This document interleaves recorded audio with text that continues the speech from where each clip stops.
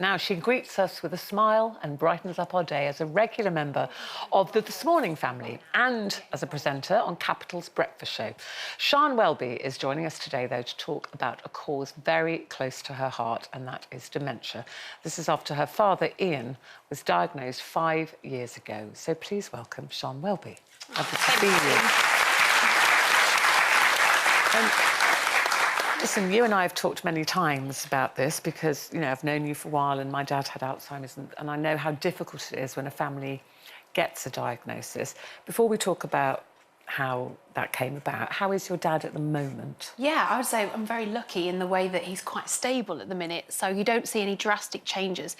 It's different for everybody, and you realise that from chatting. The amount of conversations I've since had with friends, family, or even just people on Instagram reaching out saying, oh, this has happened to me, and everyone's happening at a different rate, and it seems to be, doesn't matter what age you are either, it can just happen and spring up on you. My dad it's quite slow in its progress, so even though... It's vascular dementia. Yeah, vascular dementia, so because he is up and about and moving, actually it really does have an impact on him, and some days you almost wouldn't know, and other days you really would.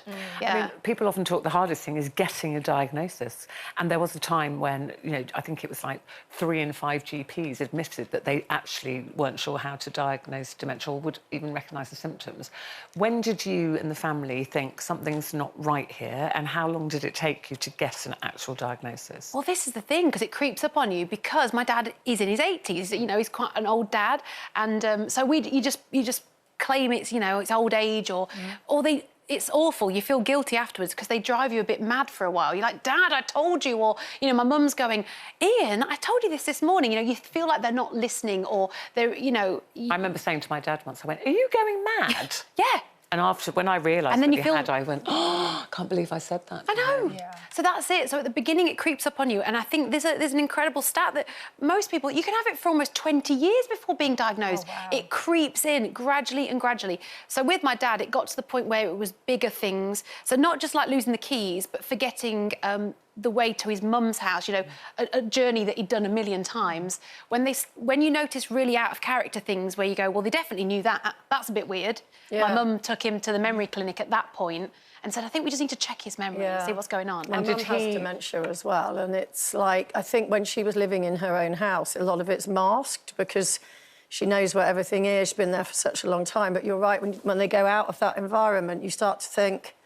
And the adjustment I found the weirdest, even after diagnosis, was trying not to get cross when she was sort of saying odd things. And I realise now it's because I was scared. And you have to sort of really go with it, don't you? You have to go with whatever world they take you in.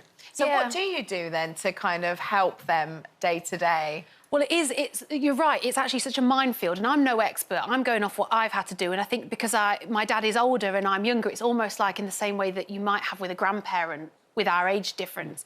But with my dad, sometimes it's going along with the conversation because that's actually better than confusing him, isn't it? Yeah. So sometimes we go along with the conversation. I think the key thing is there's a lot of shame and embarrassment attached to it. My dad is aware that he's forgotten something or he's maybe repeated himself. So then it was visual clues, labelling things in cupboards, a clock that shows the date, time and year. Music. Right. Music is massive. Music seems to be across the board a connection that is so powerful with people with dementia or Alzheimer's because it takes them back to a time when they can remember, because the long-term memories are all there. Right. And you can sometimes find, if you can zone in on that thing that brings them back in that moment, whenever my dad was tuned into music, I'd get the best conversation with him because it was like in that moment he stayed present. Yes. And well, I was at my mum's care home on Saturday, and they have lots of music, they do a lot of entertainment, and I was looking around, including my mum. They know all the words. There are people there that my mum can't remember if she's had her breakfast. I go, you know, she goes, I don't think we've had breakfast. Yeah. And of course, I know she has. But they sing all the songs, they're happy, because you're involved with the charity, aren't you? Yeah, Music for Dementia. Music for Dementia. That's right. And they, again, it's one of those where it's so proven that it has this impact that they just really push for this in care homes. You know, when I visited a care home in Wandsworth, near where I live, and, you know, there was like an ABBA tribute. Everyone, like you say, knew the words, dancing, getting involved, and they're working on technology, you know, to make it easier for people with dementia or Alzheimer's to access music, because they don't have Spotify. You know, they're not on their mobiles in general, I'm talking. So they're trying to, you know how for kids there's a lot of devices that are very simple. And they were saying, well, if you can make it like that for children, there should be a device that's equally made for people that would struggle with modern all their technology. favourite music on it. Exactly, or stations from the 50s, the 60s, the 70s, when they recognise that era and takes them back to that time. And you do get the best out of them, I think, when they're in that headspace of nostalgia. Now, what about your career?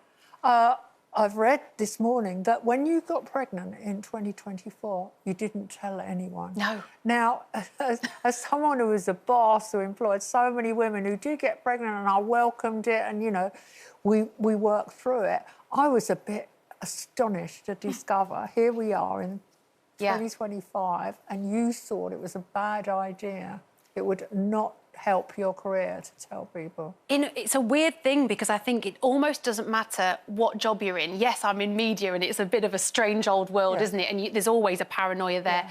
But I think there is still a fear in women that, especially because it was a new job for me, because it was hosting it or covering, you know, for a week. And I thought, I can't believe this. I've just been asked to cover and I can't break it to them that I'm going to be off on maternity leave. And I think so many women must feel that, you know, they might get a new job and think, I've got the job, I can't tell them I'm pregnant because it looks like your time...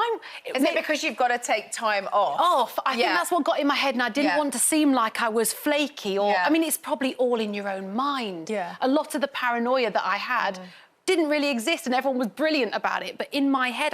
But you waited a long time. I did. I waited for the 21-week scan, basically. I waited for that moment to tell my bosses at Capital, you know, the This Morning people. But, again, it was just because... There was a few reasons. One of them was I didn't want all the press to be about me being pregnant when actually I was so chuffed to get the job. I wanted it to be about the job. So there was a bit of that. And then there was also, I think I was thinking, I just want to show I can do it. Before I go off. Before I go off, and maybe they go, oh, actually, Sian's going to be off for a while, so we'll use somebody else. So there's a lot of those thoughts. And it's my producer at heart that you had the baby with, Jake, who I love dearly. And how is Ruby? Oh, she's brilliant. Because Jake took a year. You went back to work, and Jake took a year off to look after Ruby, so you could go back to work, which I thought was so. I mean, horrible for me because I didn't have my producer for a year, but great for you, Sian. And this is the thing, and that's quite a modern situation which a lot of people don't know about, and I think most companies do this shared parental leave where actually if as the woman maybe you're, you know, the bigger earner, or maybe just your circumstance means it's better that you go back, and in our circumstance it was better for me to go back to work. Well, listen, we're very glad you did, because we love watching you. We love watching you this morning. We love the breakfast show. But listen, thank you for talking about your dad, because I know it's difficult, but every time we do, we hopefully inform people to look out for the signs for their loved ones. And we wish him well, and your mum, obviously. Thank you so much. Is looking after him, because that's not easy either. Siân Welby, everybody. Oh, thank you. Thanks so much.